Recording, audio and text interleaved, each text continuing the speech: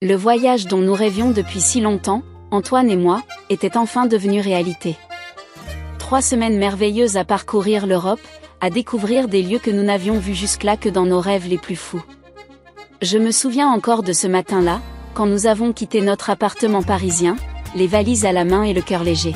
« Tu es sûre que tu n'as rien oublié, Amélie ?» m'a demandé Antoine pour la énième fois. J'ai ri, secouant la tête. « Non, mon chéri. J'ai tout vérifié au moins 3 fois. Et puis, au pire, on achètera ce qu'il nous manque là-bas. » Notre première escale était Rome. Je n'oublierai jamais l'émotion qui m'a envahi lorsque nous sommes arrivés devant le Colisée. Antoine m'a prise dans ses bras, et nous sommes restés là, silencieux, à contempler ce monument millénaire. « C'est encore plus beau que dans les livres », ai-je murmuré. « Attends de voir le Vatican », m'a-t-il répondu avec un clin d'œil. Et il avait raison. Chaque jour apportait son lot de merveilles. Après l'Italie, nous avons traversé l'Autriche. Vienne nous a enchantés avec ses palais majestueux et sa musique omniprésente. Je me souviens d'une soirée particulière où nous avons assisté à un concert de Mozart dans une petite salle intimiste. « Tu te rends compte ?» m'a chuchoté Antoine pendant l'entracte, « nous sommes en train de vivre nos rêves. » J'ai serré sa main, trop ému pour parler. Notre voyage s'est poursuivi en Allemagne. Berlin nous a fascinés par son histoire palpable à chaque coin de rue. Devant les vestiges du mur, nous avons eu une longue discussion sur la liberté et l'importance de ne jamais la tenir pour acquise. On a de la chance, tu sais, ai-je dit à Antoine. De pouvoir voyager ainsi, de découvrir le monde. Il a hoché la tête, pensif. C'est vrai. Et c'est pour ça qu'il faut en profiter au maximum. Notre dernière étape était Amsterdam. Les canaux, les vélos, l'atmosphère si particulière de cette ville. Nous avons passé des heures à flâner, main dans la main, nous arrêtant dans de petits cafés pour déguster des spécialités locales. Le dernier soir, assis sur un banc face à un canal, Antoine m'a prise par surprise. Et si on revenait l'année prochaine? Pour explorer les pays qu'on n'a pas pu voir cette fois-ci? J'ai souri, excité par cette perspective. Pourquoi pas? On pourrait aller en Espagne, au Portugal. Et en Grèce, a-t-il ajouté. Tu as toujours voulu voir les îles grecques. Nous avons passé la soirée à faire des projets, imaginant notre prochain grand voyage. L'avenir semblait si prometteur, si rempli de possibilités. Le vol de retour vers Paris a été empreint d'une douce mélancolie. 3 semaines de rêve s'achevaient, mais nous ramenions avec nous des souvenirs pour toute une vie. Dans l'avion, nous avons feuilleté les photos sur nos téléphones, revivant chaque moment. Regarde, ai-je dit en montrant à Antoine une photo de nous devant la tour de Pise. On dirait presque qu'on l'a fait tomber pour de vrai. Il a ri, se rappelant nos nombreuses tentatives pour obtenir le cliché parfait. Lorsque nous avons atterri à Paris, la réalité du quotidien nous a rattrapés doucement. Le métro bondé, la circulation intense, tout cela contrastait fortement avec l'ambiance de vacances que nous venions de quitter. Pourtant, j'étais heureuse de rentrer. Notre appartement me manquait, notre petit cocon. Ça fait du bien d'être de retour, a dit Antoine en ouvrant la porte de notre immeuble. J'ai acquiescé, impatiente de retrouver notre chez nous. L'ascenseur nous a menés au 4e étage, et Antoine a sorti les clés. Prête à retrouver la vraie vie, m'a-t-il demandé avec un sourire. Avec toi, toujours, ai-je répondu, me hissant sur la pointe des pieds pour l'embrasser. La clé a tourné dans la serrure, et la porte s'est ouverte.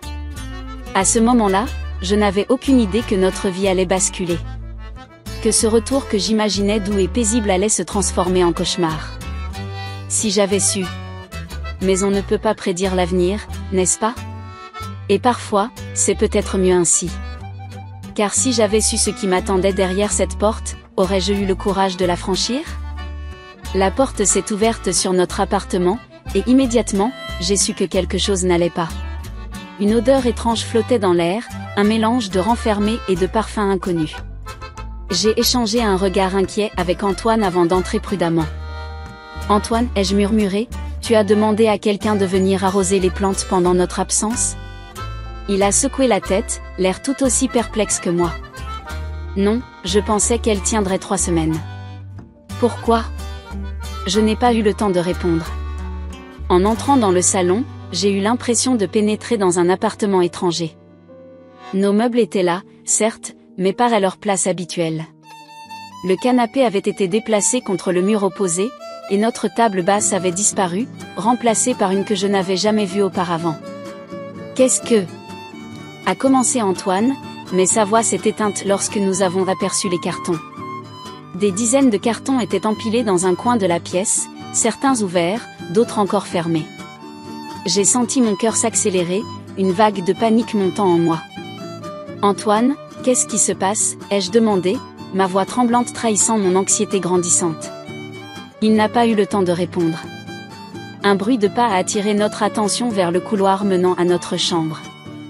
Une femme en est sortie, une femme que je n'avais jamais vue auparavant. Grande, blonde, la quarantaine bien entamée, elle nous a regardés avec surprise avant qu'un sourire poli ne s'affiche sur son visage. « Oh, bonjour » a-t-elle dit d'une voix douce. « Vous devez être les anciens propriétaires. Je ne m'attendais pas à vous voir aujourd'hui. » J'ai senti le sol se dérober sous mes pieds. « Ancien propriétaire ? De quoi parlait-elle ? Pardon, ai-je réussi à articuler, cherchant désespérément le regard d'Antoine. Mais mon mari semblait figé sur place, le visage pâle comme un linge. La femme a semblé percevoir notre confusion. Son sourire s'est légèrement estompé, remplacé par une expression d'inquiétude. « Je suis Élise Durand », s'est-elle présentée. « J'ai acheté cet appartement il y a 2 semaines. L'agent immobilier m'avait assuré que tout était en règle et que je pouvais emménager immédiatement. » J'ai senti mes jambes faiblir. Antoine a dû le sentir car il m'a attrapé par le bras, me soutenant. « Il doit y avoir une erreur », ai-je balbutié. « Nous n'avons jamais mis cet appartement en vente. Nous revenons tout juste de vacances. » Élise a froncé les sourcils, visiblement mal à l'aise. « Je ne comprends pas. J'ai tous les papiers, tout est en règle.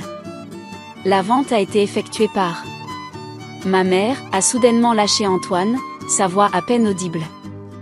Je me suis tournée vers lui, incrédule. « Quoi ?» Antoine a fermé les yeux, comme s'il souffrait physiquement. Quand il les a rouverts, j'ai vu une douleur immense dans son regard. « Amélie, je suis désolée. Ma mère, elle m'a demandé de signer une procuration avant notre départ. Elle disait qu'elle devait s'occuper de quelques papiers pour nous pendant notre absence. Je ne pensais pas. La réalité de la situation m'a frappé comme un coup de poing. Notre appartement.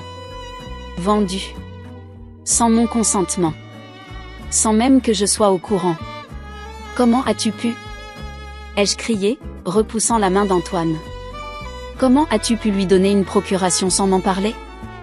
Élise, visiblement mal à l'aise, a fait un pas en arrière. Je vais vous laisser. Je serai dans la cuisine si vous avez besoin de moi. Mais je l'entendais à peine. Toute mon attention était focalisée sur Antoine, sur sa trahison. Amélie, je te jure que je ne savais pas, a-t-il plaidé. Ma mère m'a dit qu'il s'agissait juste de formalités administratives. Je lui faisais confiance. Tu lui faisais confiance, ai-je répété, incrédule. Plus qu'à moi ? Ta femme ? Les larmes ont commencé à couler sur mes joues, mélange de colère et de chagrin. Notre chez-nous, notre refuge, notre première acquisition ensemble, tout cela avait disparu en l'espace de quelques minutes. Que allons-nous faire maintenant ? Ai-je demandé, ma voix brisée par les sanglots. Où allons-nous vivre ? Antoine a tenté de me prendre dans ses bras, mais je l'ai repoussé.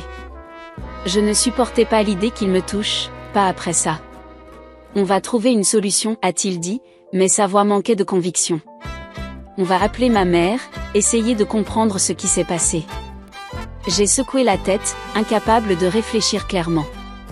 Comment étais-je passé du bonheur absolu à ce cauchemar en si peu de temps ? Comment notre vie avait-elle pu basculer aussi brutalement ? Élise est réapparue timidement dans l'embrasure de la porte. Je suis vraiment désolée. Si j'avais su... Peut-être devrions-nous appeler un avocat ? Pour éclaircir la situation ? J'ai acquiescé mécaniquement, incapable de formuler une réponse cohérente. Antoine a sorti son téléphone, ses mains tremblant tellement qu'il a failli le faire tomber. Alors qu'il composait le numéro de sa mère, j'ai regardé autour de moi, observant ce qui avait été notre salon. Les photos de notre mariage avaient disparu des murs, remplacées par des tableaux abstraits. Nos livres n'étaient plus dans la bibliothèque. Tout ce qui faisait de cet endroit notre foyer s'était évanoui. Et avec cette réalisation, une pensée terrifiante s'est imposée à moi, ce n'était que le début. Le début d'une longue et douloureuse bataille qui allait bouleverser nos vies à jamais. Les heures qui ont suivi la découverte choquante de la vente de notre appartement ont été un tourbillon d'émotions intenses et de révélations douloureuses. Antoine, le visage crispé par l'angoisse, a passé plusieurs appels à sa mère, Marguerite, mais elle ne répondait pas. Chaque sonnerie sans réponse augmentait ma frustration et ma colère. Bon sang, Antoine, ai-je explosé après son 5e essai infructueux. Comment ta mère a-t-elle pu faire une chose pareille? Il a secoué la tête, l'air complètement perdu. Je ne comprends pas, Amélie. Ce n'est pas du tout le genre de ma mère. Un rire amer m'a échappé. Vraiment? Parce que vendre l'appartement de son fils sans son consentement me semble tout à fait dans ses cordes. Élise, la nouvelle propriétaire, nous avait gentiment proposé de rester dans le salon pendant que nous essayions de démêler cette situation incroyable. Elle nous avait même préparé du thé, que ni Antoine ni moi n'avions touché. Soudain, le téléphone d'Antoine a sonné. Le nom de sa mère s'est affiché sur l'écran. Mais le haut-parleur, ai-je exigé, et pour une fois, Antoine n'a pas discuté. Maman, a-t-il dit en décrochant. Antoine, mon chéri. La voix de Marguerite résonnait, joyeuse et insouciante. Comment s'est passé votre voyage? Vous êtes bien rentré? J'ai dû me mordre la langue pour ne pas crier. Comment osait-elle faire comme si de rien n'était? Maman, a repris Antoine d'une voix tremblante, qu'as-tu fait? Pourquoi as-tu vendu notre appartement? Il y a eu un long silence à l'autre bout de la ligne. Puis, Marguerite a poussé un profond soupir. Oh, vous êtes déjà au courant? Je voulais vous en parler en personne. Écoutez, mes chéris, j'ai fait ça pour votre bien. Pour notre bien, ai-je explosé, incapable de me contenir plus longtemps. En quoi nous mettre à la rue est-il pour notre bien, Marguerite? Amélie, ma chérie, calme-toi, a-t-elle répondu d'un ton condescendant qui n'a fait qu'attiser ma colère. Vous ne comprenez pas. J'ai vu une opportunité incroyable d'investissement. Avec l'argent de la vente, vous pourrez acheter un bien beaucoup plus grand, dans un meilleur quartier. J'étais abasourdie. Mais nous aimions notre appartement. Nous n'avions aucune envie de déménager. Et puis, a ajouté Antoine, pourquoi ne pas nous en avoir parlé avant? Pourquoi avoir agi dans notre dos? Marguerite a eu un petit rire nerveux. Oh, vous connaissez les affaires, il fallait agir vite. Je ne voulais pas que vous manquiez cette opportunité à cause de vos vacances. Plus elle parlait, plus je sentais la rage monter en moi. Cette femme avait détruit notre vie en l'espace de quelques jours, et elle osait prétendre l'avoir fait pour notre bien? Marguerite, ai-je dit, essayant de garder mon calme, où est l'argent de la vente? Il y a eu un autre long silence. Trop long. Eh bien, a-t-elle finalement répondu, j'ai dû l'utiliser pour sécuriser l'investissement dont je vous parlais. J'ai senti le sang quitter mon visage. Tu veux dire que tu as utilisé notre argent? Sans notre permission? Ce n'est pas comme ça que tu dois voir les choses, Amélie, a-t-elle répliqué, son ton devenant défensif. C'est un investissement pour votre avenir. Dans quelques mois, vous me remercierez. Antoine, qui était resté silencieux, a finalement pris la parole. Sa voix était basse, dangereusement calme. Maman, de quel investissement parles-tu exactement? Marguerite a hésité avant de répondre. Eh bien, vous vous souvenez de mon amie Claudine? Elle m'a parlé de cette merveilleuse opportunité d'investir dans une start-up prometteuse. Il développe une application révolutionnaire qui va changer le monde de la finance. J'ai fermé les yeux, sentant une migraine pointer. Une start-up. Notre appartement avait été vendu pour une start-up dont nous n'avions jamais entendu parler. Maman, a dit Antoine, et j'ai pu entendre la douleur dans sa voix, comment as-tu pu faire ça? Comment as-tu pu nous trahir ainsi? Vous trahir, a-t-elle répondu, semblant sincèrement surprise. Mais enfin, Antoine, je suis ta mère. Tout ce que je fais, c'est pour ton bien, pour votre bien à tous les deux. C'en était trop. J'ai arraché le téléphone des mains d'Antoine. Écoute-moi bien, Marguerite, ai-je dit, ma voix tremblant de colère. Tu n'avais aucun droit de faire ça. Tu as abusé de la confiance de ton fils, tu nous as mis à la rue, et tu as dilapidé notre argent dans un investissement douteux. Ce n'est pas de l'amour, c'est de la manipulation pure et simple. Amélie, je t'interdis de me parler sur ce ton, a-t-elle répliqué, indignée. Tu m'interdis ? Tu n'as plus rien à m'interdire, Marguerite. À partir de maintenant, tu es hors de nos vies. Et crois-moi, tu entendras parler de nos avocats très bientôt. Sur ces mots, j'ai raccroché, les mains tremblantes. Antoine me regardait, les yeux écarquillés, comme s'il me voyait pour la première fois. Amélie. A-t-il commencé, mais je l'ai coupé. Non, Antoine. Ne dis rien. Je ne peux pas. Je ne peux pas gérer ça maintenant. Je me suis tournée vers Élise, qui était restée discrètement dans un coin de la pièce, visiblement mal à l'aise. Je suis désolée que vous ayez été mêlée à tout ça, lui ai-je dit. Nous allons partir. Mais sachez que nous allons contester cette vente. Cet appartement nous appartient. Élise a hoché la tête, compréhensive. Je comprends. Je suis vraiment navrée pour toute cette situation. Alors que nous nous apprêtions à quitter ce qui avait été notre foyer, j'ai jeté un dernier regard à Antoine. Son visage reflétait un mélange de choc, de honte et de tristesse. À ce moment-là, j'ai su que rien ne serait plus jamais comme avant. La trahison de sa mère avait creusé un fossé entre nous, un fossé que je n'étais pas sûre de pouvoir un jour combler. Nous avons quitté notre appartement, ou plutôt, ce qui avait été notre appartement, dans un silence pesant. Antoine et moi marchions côte à côte dans les rues de Paris, mais un gouffre invisible semblait s'être creusé entre nous. La nuit commençait à tomber, et avec elle, la réalité de notre situation me frappait de plein fouet.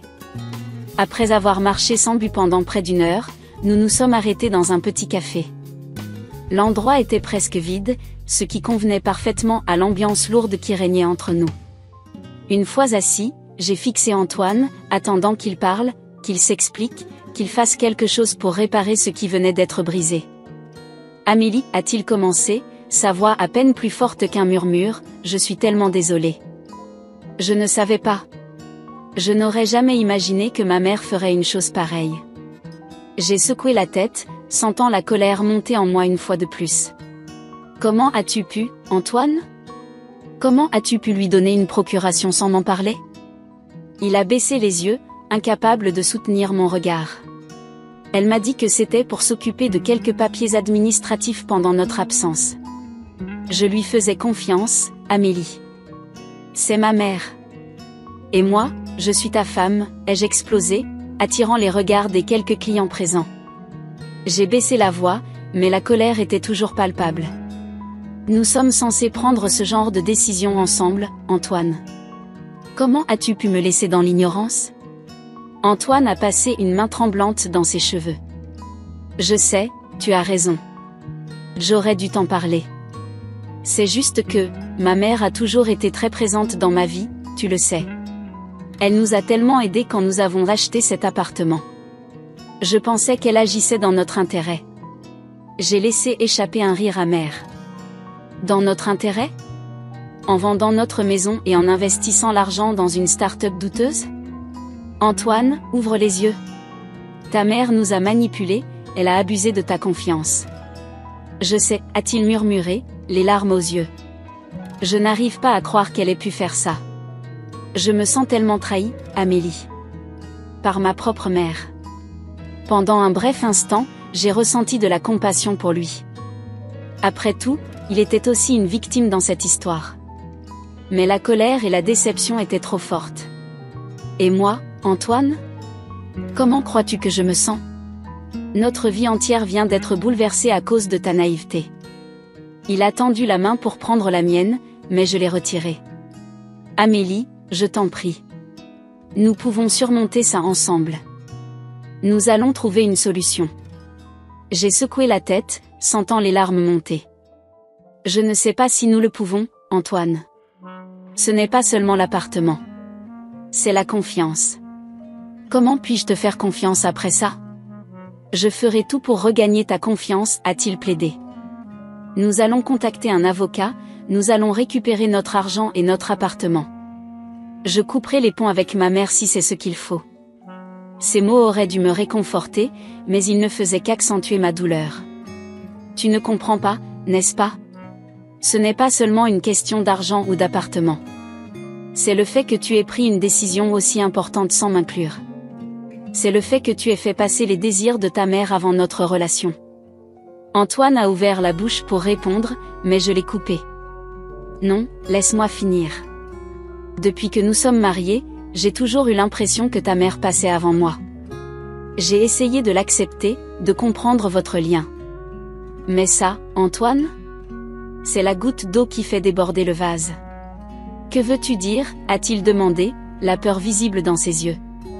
J'ai pris une profonde inspiration, sachant que les mots que j'allais prononcer allaient changer notre vie pour toujours. Je veux le divorce, Antoine. Le choc sur son visage était palpable. Le divorce? Amélie, non. On peut arranger les choses, on peut. Non, Antoine, ai-je dit fermement. Ce n'est pas une décision que je prends à la légère. Mais je ne peux pas continuer comme ça. Je ne peux pas être dans un mariage où je ne suis pas la priorité, où les décisions importantes sont prises sans moi. Les larmes coulaient librement sur son visage maintenant. Amélie, je t'en supplie. Je t'aime. Nous pouvons surmonter ça. J'ai senti mon cœur se serrer. Malgré ma colère, malgré ma déception, je l'aimais aussi. Mais parfois, l'amour n'est pas suffisant. Je suis désolée, Antoine. Ma décision est prise. Demain, j'irai voir un avocat pour entamer la procédure. Je me suis levée, incapable de rester assise plus longtemps. Antoine m'a regardé, l'air brisé. Où vas-tu aller? Chez Sophie, ai-je répondu, pensant à ma meilleure amie qui m'accueillerait sans poser de questions. J'ai besoin d'espace, Antoine. Ne cherche pas à me contacter pour le moment. Mon avocat se mettra en relation avec toi. Alors que je me dirigeais vers la sortie du café, j'ai entendu Antoine m'appeler une dernière fois. Amélie, je suis vraiment désolée. Je t'aime. J'ai fermé les yeux, sentant les larmes couler sur mes joues. Sans me retourner, j'ai quitté le café, laissant derrière moi non seulement l'homme que j'aimais, mais aussi la vie que nous avions construite ensemble. Dans les rues de Paris, alors que je me dirigeais vers l'appartement de Sophie, j'ai réalisé que ce n'était pas seulement la fin de mon mariage. C'était le début d'un nouveau chapitre de ma vie, un chapitre que je n'avais jamais prévu d'écrire. Les jours qui ont suivi ma décision de divorcer ont été un tourbillon d'émotions et d'actions. Sophie, ma meilleure amie depuis le lycée, m'a accueillie chez elle sans hésitation. Son petit appartement dans le 11e arrondissement est devenu mon refuge, un havre de paix loin du chaos qui régnait dans ma vie. Le lendemain matin de cette terrible soirée, je me suis réveillée avec un mal de tête lancinant et les yeux gonflés d'avoir trop pleuré. Sophie était déjà debout, une tasse de café fumant à la main. « Tiens, m'a-t-elle dit doucement en me tendant la tasse. Tu en as besoin. » J'ai pris une gorgée, reconnaissante pour ce petit geste de gentillesse. « Merci, Sophie. Pour tout. » Elle s'est assise à côté de moi sur le canapé lit. « Tu veux en parler ?» J'ai hoché la tête, et les mots ont commencé à couler. Je lui ai tout raconté, la découverte choquante de la vente de l'appartement, la trahison de Marguerite, la naïveté d'Antoine, ma décision de divorcer. Sophie m'a écouté sans m'interrompre, ses yeux s'écarquillant parfois sous le choc de certaines révélations.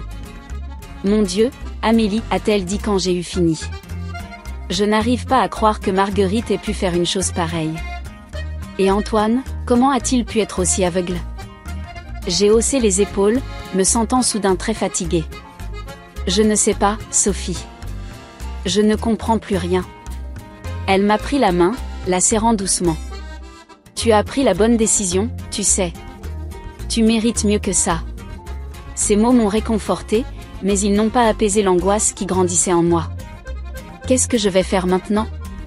Je n'ai plus de maison, plus d'économie. Une chose à la fois, m'a conseillé Sophie. D'abord, on va appeler un avocat.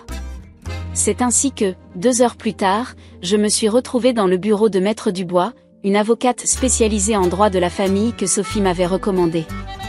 Maître Dubois, une femme d'une cinquantaine d'années au regard perçant, m'a écouté attentivement alors que je lui expliquais ma situation. Madame Martin, a-t-elle dit une fois que j'eus terminé, votre cas est complexe, mais pas désespéré. La vente de l'appartement sans votre consentement est clairement illégale.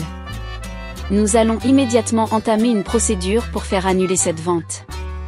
J'ai senti un léger soulagement m'envahir. Et pour le divorce? Elle a hoché la tête. Nous allons lancer la procédure en parallèle. Étant donné les circonstances, je pense que nous avons de bonnes chances d'obtenir des conditions favorables pour vous. En sortant du bureau de Maître Dubois, je me sentais à la fois épuisée et légèrement plus optimiste. J'avais au moins un plan d'action. Mais la réalité m'a vite rattrapée.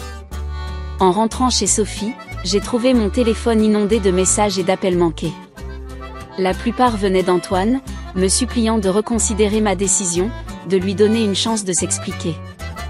Il y avait aussi plusieurs messages de Marguerite, alternant entre des excuses larmoyantes et des accusations, me reprochant de détruire sa famille. J'ai éteint mon téléphone, incapable de gérer tout ça pour le moment. Les jours suivants ont été un flou de rendez-vous avec l'avocate, de paperasse à remplir, et de tentatives pour reconstruire ma vie. Sophie a été un roc, m'aidant à récupérer quelques affaires dans l'appartement quand Antoine n'y était pas, m'écoutant pleurer le soir quand le poids de tout ce qui s'était passé devenait trop lourd à porter. Une semaine après le début de ce cauchemar, alors que je prenais mon petit déjeuner dans la cuisine de Sophie, quelqu'un a sonné à la porte. Sophie est allée ouvrir, et j'ai entendu une voix familière qui m'a glacé le sang. Je sais qu'Amélie est ici. J'ai besoin de lui parler. C'était Marguerite. Sophie a essayé de la renvoyer, mais Marguerite a insisté, sa voix devenant de plus en plus forte. Finalement, incapable de supporter cette situation, je me suis levée et suis allée à la porte. Marguerite avait l'air plus âgée que la dernière fois que je l'avais vue. Ses yeux étaient cernés, et elle semblait avoir perdu du poids. « Amélie, ma chérie, a-t-elle commencé, mais je l'ai coupée. »« Non, Marguerite. Je ne suis pas votre chérie. Vous n'avez plus le droit de m'appeler comme ça. » Elle a eu l'air blessée, mais a continué. « Je suis venue m'excuser. Je sais que j'ai fait une terrible erreur. Mais je vous en prie, ne détruisez pas votre mariage à cause de moi. » J'ai senti la colère monter en moi. « Vous osez venir ici et me dire ça? Après avoir vendu notre maison? Après avoir dilapidé notre argent? L'investissement, ça ne s'est pas passé comme prévu, a-t-elle admis, baissant les yeux. Mais je vais tout rembourser, je vous le promets. J'ai secoué la tête, incrédule. Ce n'est pas une question d'argent, Marguerite. C'est une question de confiance. Vous avez détruit ça. Et maintenant, je vous demande de partir. Mais Antoine? A-t-elle commencé? Antoine est un adulte, ai-je répondu fermement. Il doit assumer ses choix. Maintenant, partez avant que j'appelle la police. Alors que je fermais la porte, j'ai vu des larmes dans les yeux de Marguerite. Pendant un bref instant, j'ai ressenti de la pitié pour elle. Mais cette pitié a vite été remplacée par la détermination. Je me suis tournée vers Sophie, qui avait assisté à toute la scène en silence. Je crois que j'ai besoin d'un avocat pour obtenir une ordonnance restrictive, ai-je dit. Sophie a hoché la tête, compréhensive. Je vais appeler Maître Dubois tout de suite. Alors que Sophie composait le numéro, je me suis assise sur le canapé, sentant le poids de ces derniers jours peser sur mes épaules. Le chemin vers la reconstruction allait être long et difficile, mais pour la première fois depuis cette terrible soirée, j'ai senti une lueur d'espoir. J'allais surmonter ça, quoi qu'il arrive. Les semaines qui ont suivi ont été dominées par une intense bataille juridique. Chaque jour apportait son lot de nouveaux défis, de paperasse interminable et de confrontations émotionnelles. Le cabinet de Maître Dubois était devenu ma seconde maison, et les termes juridiques qui m'étaient autrefois étrangers faisaient désormais partie de mon vocabulaire quotidien. Un matin pluvieux de novembre, je me suis retrouvée assise dans la salle d'audience du tribunal de grande instance de Paris. L'atmosphère était lourde, chargée de tension. D'un côté de la salle, il y avait moi, flanqué de Maître Dubois. De l'autre, Antoine et son avocat, un homme à l'air sévère nommé Maître Leroy. Marguerite était assise juste derrière eux, son visage une masque de chagrin et de culpabilité. Le juge, un homme d'une soixantaine d'années au regard perçant, a ouvert la séance. Nous sommes ici aujourd'hui pour examiner l'affaire Martin contre Martin et Durand concernant la vente illégale d'un bien immobilier et la demande de divorce qui en découle. Maître Dubois s'est levé, sa voix claire et assurée résonnant dans la salle. Votre honneur, ma cliente, Madame Amélie Martin, a été victime d'une grave violation de confiance. Son appartement a été vendu sans son consentement, grâce à une procuration abusivement utilisée par sa belle-mère, Madame Marguerite Durand. L'avocat d'Antoine a immédiatement riposté. Objection, votre honneur. Mon client, Monsieur Antoine Martin, n'était pas au courant des intentions de sa mère lorsqu'il a signé cette procuration. Il est autant une victime dans cette affaire que Madame Martin. Le juge a levé la main pour les faire taire tous les deux. J'ai lu les dépositions. Ce qui m'intéresse maintenant, c'est d'entendre directement les parties concernées. Madame Martin, pouvez-vous nous raconter votre version des faits? Je me suis levée, les jambes tremblantes. Prendre la parole en public n'avait jamais été mon fort, et la gravité de la situation ne faisait qu'accentuer mon anxiété. Mais en croisant le regard encourageant de Maître Dubois, j'ai pris une profonde inspiration et j'ai commencé à parler. Votre honneur, mon mari et moi sommes partis en voyage en Europe pendant 3 semaines. À notre retour, nous avons découvert que notre appartement avait été vendu à notre insu. Ma belle-mère avait convaincu mon mari de lui signer une procuration avant notre départ, soi-disant pour s'occuper de formalités administratives. Elle a profité de cette procuration pour vendre notre bien et investir l'argent dans une start-up douteuse, sans notre consentement. Le juge m'a écouté attentivement, prenant des notes de temps en temps. Quand j'ai eu fini, il s'est tourné vers Antoine. Monsieur Martin, qu'avez-vous à dire à ce sujet? Antoine s'est levé, l'air abattu. Votre honneur, je reconnais avoir commis une grave erreur en signant cette procuration sans en parler à ma femme. J'ai fait confiance à ma mère, et je n'aurais jamais imaginé qu'elle puisse abuser de cette confiance de cette manière. Je suis profondément désolée pour la douleur que j'ai causée à Amélie. Le juge a hoché la tête, puis s'est tourné vers Marguerite. Madame Durand, pouvez-vous expliquer vos actions? Marguerite s'est levée, les mains tremblantes. Votre honneur, je pensais agir dans l'intérêt de mon fils et de ma belle-fille. J'ai vu ce que je croyais être une opportunité d'investissement exceptionnelle, et j'ai voulu les aider à améliorer leur situation financière. Je réalise maintenant que j'ai commis une terrible erreur de jugement.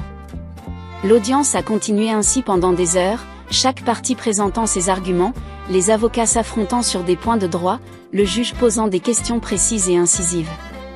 À la fin de la journée, j'étais épuisée émotionnellement et physiquement. Le juge a finalement pris la parole. Cette affaire est complexe et nécessite un examen approfondi. Je vais prendre le temps d'étudier tous les éléments présentés aujourd'hui. En attendant, j'ordonne le gel de tous les avoirs issus de la vente de l'appartement. Quant à la demande de divorce, étant donné les circonstances exceptionnelles, j'accorde une période de réflexion de 3 mois avant de statuer. La prochaine audience aura lieu le 15 février. La séance est levée. En sortant du tribunal, j'ai croisé le regard d'Antoine. Pour la première fois depuis le début de cette épreuve, j'ai vu dans ses yeux non pas de la culpabilité ou des excuses, mais une profonde tristesse. Pendant un bref instant, j'ai ressenti l'envie de le prendre dans mes bras, de lui dire que tout irait bien. Mais le moment est passé, et j'ai détourné le regard. Maître Dubois m'a rejointe sur les marches du palais de justice. Ce n'est qu'un début, Amélie, mais c'est un bon début. Le juge semble comprendre la gravité de la situation. J'ai hoché la tête, trop épuisée pour parler. Alors que nous descendions les marches, j'ai aperçu Marguerite qui tentait de s'approcher de moi. Mais Antoine l'a retenue, secouant la tête. Pour la première fois, j'ai vu mon mari tenir tête à sa mère, et malgré tout ce qui s'était passé, j'ai ressenti un pincement au cœur. Cette journée au tribunal n'était que le début d'une longue bataille juridique et émotionnelle. Mais alors que je rentrais chez Sophie ce soir-là, je me suis sentie plus forte. Quoi qu'il arrive, j'étais déterminée à me battre pour ce qui était juste, pour reconstruire ma vie, même si cela signifiait laisser derrière moi l'homme que j'avais aimé et la vie que nous avions partagée. Les mois qui ont suivi l'audience au tribunal ont été un tourbillon d'émotions et de changements. Chaque jour apportait son lot de défis, mais aussi d'opportunités inattendues. C'est au cours de cette période tumultueuse que j'ai reçu un appel qui allait changer le cours de ma vie. C'était un mardi matin pluvieux. J'étais assise à la table de la cuisine de Sophie, sirotant mon café tout en parcourant les offres d'emploi sur mon ordinateur portable. Depuis le début de cette épreuve, j'avais du mal à me concentrer sur mon travail d'éditrice freelance.